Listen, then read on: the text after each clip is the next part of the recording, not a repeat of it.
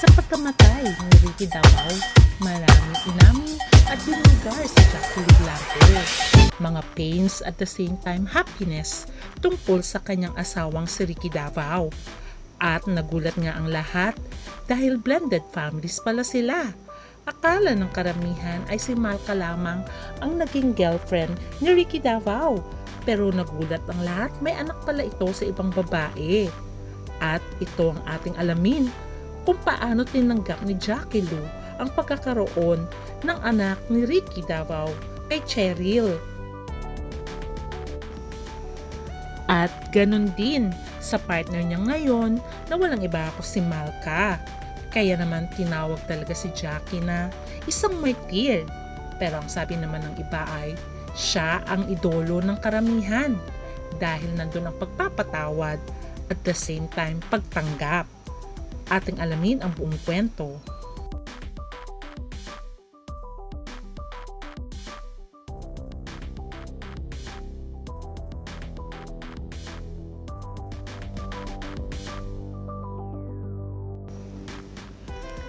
Si Jackie Lu Blanco ang asawa ni Ricky Davao, ngunit sila ay naghiwalay. More than 22 years silang nagsama bilang mag-asawa at nagkaroon nga sila ng 3 anak. Unfortunately, sila ay naghiwalay at pinagsisihan nga daw iyon ni Jackie Lu kung bakit siya nakipaghiwalay kay Ricky Davao. Akala ng lahat ay wala lang dahil wala naman daw talagang inamin itong si Jackie Lu Blanco about sa past ni Ricky Davao. Kaya ngayon ay napagtanto na ng mga fans dahil sa mga revelation ngayon at lumabas na meron palang naging babae si Ricky Davao sa kanilang paghihiwalay. Kaya siguro ito ang dahilan kung bakit nakipaghiwalay si Jackie Lu sa kanyang dating asawa. Wala ring nakaalam sa showbiz at hindi masyadong binalita na may anak pala itong si Ricky Davao kay Cheryl Simpson at ang pangalan niya ay Teddy. Dalagitan na ito ngayon. Inamin ni Jackie Lu ang dahilan ng pagkamatay ni Ricky Davao ay dahil sa sakit nitong cancer. Nasa stage 4 na daw ang lymphoma nito. Akala nga daw ni Jackie Lu ay makaka-recover itong si Ricky Davao. Unfortunately, noong siya ay dinala sa ICU ay hindi na nito nakayanan. Inamin ni Jackie Lu nung nasa ospital siya ay humingi siya ng tawad sa kanyang dating asawang si Ricky Davao. Dahil sabi din ni Jackie Lu ay napatawad na rin kita. At sabi niya, huwag ka mag-alala, hindi ko papabayaan ang ating mga anak. Ito ay walang iba kundi si Kenneth, Ricky May at Ara. Matatandang ikinasalang dalawa noong 1989 at sila ay naghiwalay after 22 years. Pero naging tahimik lamang si Jackie Lu tungkol sa dahilan ng kanilang hiwalayan. At ganoon din naman si Ricky Davao. Pero bago daw mamatay si Ricky, buti na lang daw at nagkaroon ng closure at sila ay nagkapatawaran at naging okay ang kanilang relasyon. Sabi pa nga ni Jackie Lu nung nasa ICU nga daw, si Ricky Davao ay kinakausap niya ito. I reassured him na magiging okay kami at huwag siyang matakot because Jesus is waiting him in heaven when there is no more pain. So I have been blessed to be able to have that opportunity and for him to have passed with so much love around him. Ayon pa kay Jackie Lu. Ngayon, sabi nga niya, magkikita na daw ang kanyang mami at ganoon din ang kanyang asawang si Ricky Davao. At biniro pa nga niya si Ricky na magkakantahan na kayo in heaven. Kaya naman sa pagkamatay ni Ricky Davao ay lumabas ang katotohanan dahil sa pag-amin na rin ni Jackie Lu Blanco na may anak pala itong si Ricky Davao na dalagitan na sa pangalang Cheryl Simpson na anak niya ito. Kaya naman ang mga fans ay nagtataka. Siguro ito rin ang dahilan kung bakit nakipaghiwalay si Jackie Lu Blanco. Pero naging mabait si Jackie Lu at hindi na nagsalita. At ganoon din si Ricky Davao. Kaya nagulat ang lahat na may anak pala ito sa ibang babae. Dito na napagtanto ng mga fans Kaya pala siguro hiniwalayan ni Jackie Lou si Ricky Davao dahil may anak ito sa ibang babae. At sinasabing infidelity rin. Pero mabait si Jackie Lou at hindi na nagsalita against Ricky Davao. At nakikita dito close din naman pala si Teddy, ang anak niya, kay Cheryl sa mga anak din ni Jackie Lou na walang iba kundi si Ricky May, si Kenneth at si Ara. Year 2022 nang ipinakilala ni Ricky Davao ang bago niyang girlfriend at ang kanyang partner. Ito ay ang non-showbiz named Malka. Nagpapasalamat nga din si Ricky Davao sa lahat ng tulong at pag-aalaga ni Malka sa kanya nung time na siya ay nagkasakit.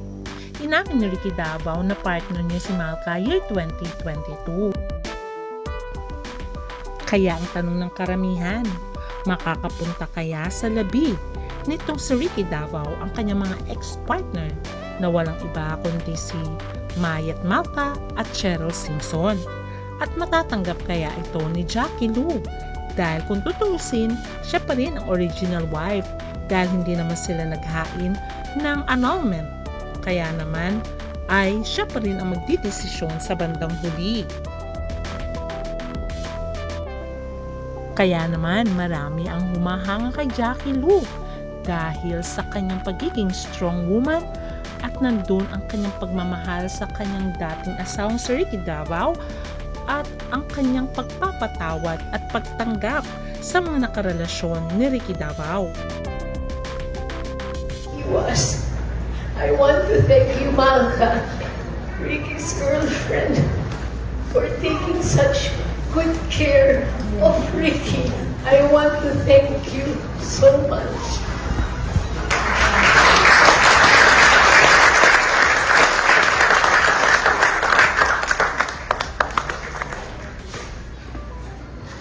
Thank you from my family to yours. Thank you so much for loving Ricky as you did. Thank you.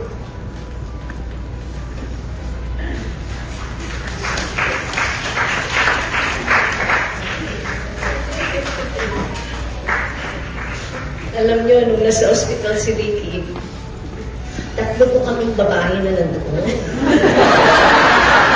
Sorry, my kwento. Hindi na ako nagalas nakaiyak. Si Cheryl po, siya yung mami ni Teddy. Stand up so that she can sing up with 3 beautiful women in Ricky's life. Si Malka. At ako po. Siyempre, nandun po kaming lahat dahil nasa ospital si Ricky. Yung nga ikikwento ko. Kaya naman sa huling lamay ni Ricky Davao ay nagdagsaan din ang kanyang mga kaibigan sa showbiz at ganun din ang mga fans. Kaya naman nagpapasalamat si Jackie Lou sa lahat ng taong nakakaalala sa kanyang husband. At nagpapasalamat siya sa lahat ng tumulong sa kanyang husband nung nabubuhay pa ito. Kaya makikita mo dito, spotted din ang iba't ibang celebrities na pumunta during the wake. At makikita rin na dumating din sila Christopher De Leon at iba pang mga showbiz personalities.